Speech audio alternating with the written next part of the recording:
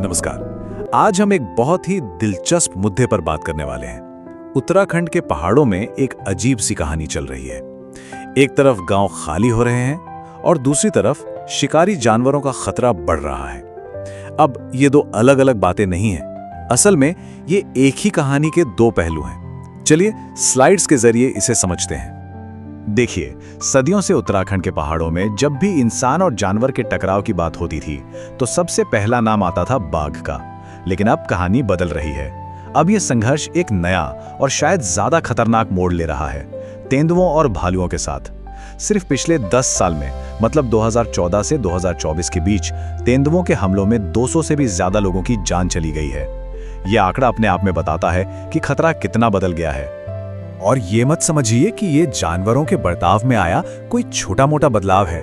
नहीं, ये एक बहुत बड़ी और गहरी समस्या का संकेत है जो पूरे हिमालय में फैल रही है। अब देखिए, टकराव घने जंगलों के अंदर नहीं, बल्कि गांवों और कस्बों की दहलीज पर हो रहा है। और सबसे डरावनी बात यह है कि ये हमले कब कहां हो जाएं, इसका कोई अंदाजा नहीं लगाया जा सकता। तो सवाल ये उठता है कि आखिर ये सब हो क्यों रहा है? इस खतरनाक नए नॉर्मल के पीछे की वजह क्या है? देखिए, ये समझने के लिए कि शिकारी इंसानों के इतने पास क्यों आ रहे हैं, हमें पहले सिक्के का दूसरा पहलू देखना होगा।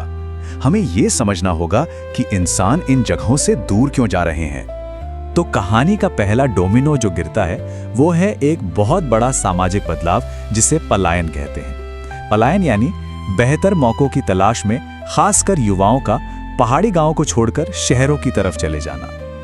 और ये कोई आम पलायन नहीं है।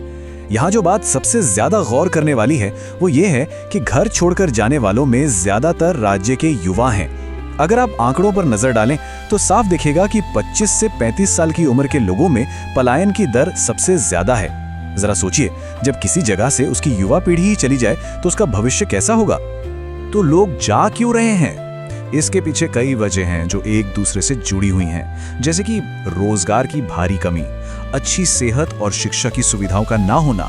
अरे आजकल के जमाने में जहां सब कुछ ऑनलाइन है, वहां मोबाइल नेटवर्क तक ठीक से नहीं आते। और सबसे बड़ी बुनियादी समस्या, पानी की जबरदस्त किल्लत। पानी की समस्या को जरा और गहराई से समझते हैं। इंडिया वाटर पोर्टल की एक रिपोर्ट बताती है कि एक महिला को सिर्फ 20 लीटर पानी भरने के लिए, जिसे बुंठा कहते हैं, कम से कम 1 घंटे तक इंतजार करना पड़ता है। सोचिए, सुबह जल्दी उठकर पानी की लाइन में लगना और रात को देर से करीब 11:30 बजे तक अगले दिन के लिए पानी जमा करने के बाद सोना।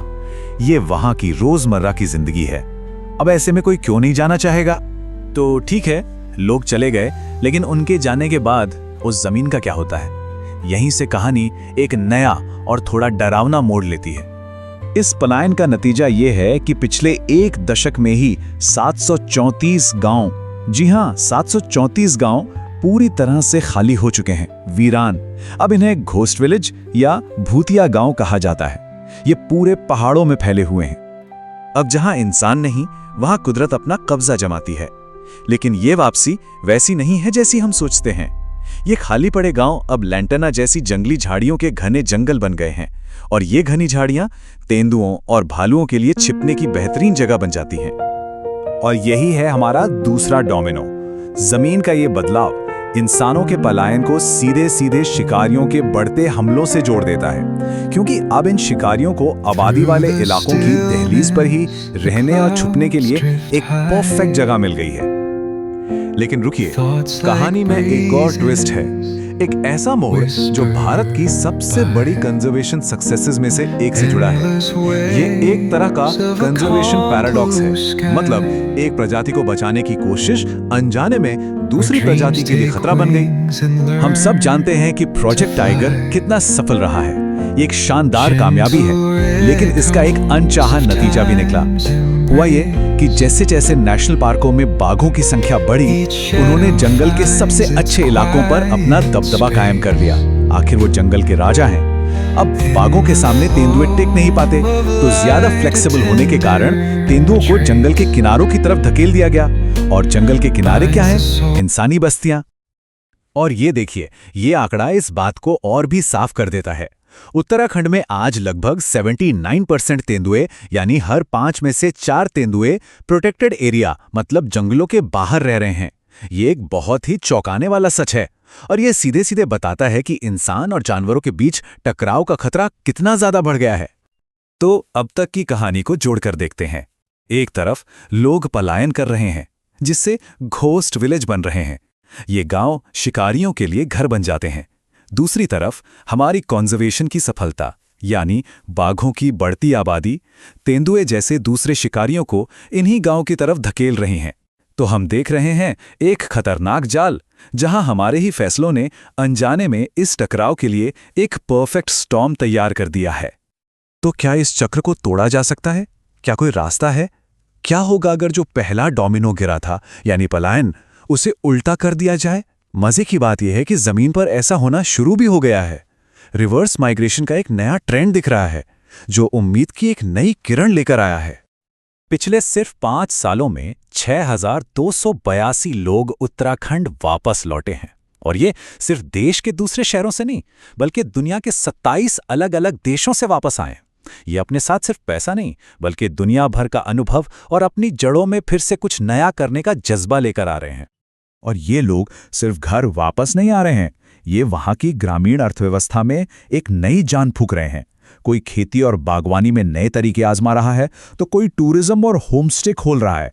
पशुपालन और छोटे मोटे बिजनेस, ये सब वो काम हैं जो स्थानीय अर्थव्यवस्था की रीढ़ की हड्डी हैं। तो जब ये लोग खेती फिर से शुरू करते हैं, बिजनेस बनाते हैं, तो वो धीरे धीरे उस जंगलीपन को पीछे ढकेलते हैं जो खाली गांवों पर हावी हो गया था। ये सीधा समस्या की जड़ पर हमला है।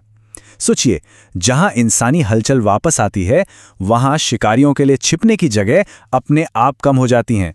इंसान और वन्यजीवों के बीच की जो सीमा धुंधली हो गई थी वो फिर से बनने लगती है। तो आखिर में ये हमें एक बहुत बड़े सवाल पर लाकर छोड़ देता है। ये हिमालय जितना खूबसूरत है उतना ही नाजुक भी है। तो क्या ये वापस लौट रहे लोग इस बिगड़े हुए संतुलन को फिर से बना पाएंगे? हाँ, रास्ता आसान नहीं है, इसमें कोई शक नहीं। चुनौतियां बहुत हैं, लेकिन एक उम्मीद तो जगी है। तो क्या ये जमीन हमेशा शिकारियों के साये में रहेगी या फिर इंसान और कुदरत के बीच एक नया बेहतर संतुलन बनेगा? इसका जवाब तो खैर आने वाला वक्त ही देगा।